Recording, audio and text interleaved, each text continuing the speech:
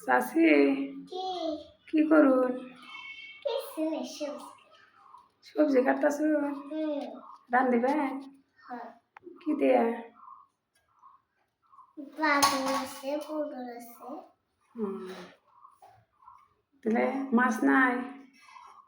মাছ মাছ কোন বাবা কে চাচা মাছ আইনা দে না? ও কাল না দিছিল না রেন্দে দিছি তাহলে আবার যে বাগুন করুন এটা কোন দিকে গেছে গা না বন্ধ উঠে গেছে গা। হ্যাঁ তাহলে আর নিরামিষি খাবার? হ্যাঁ গো চাচা কোন গেছে? আমি কে আহে নাই বেতে?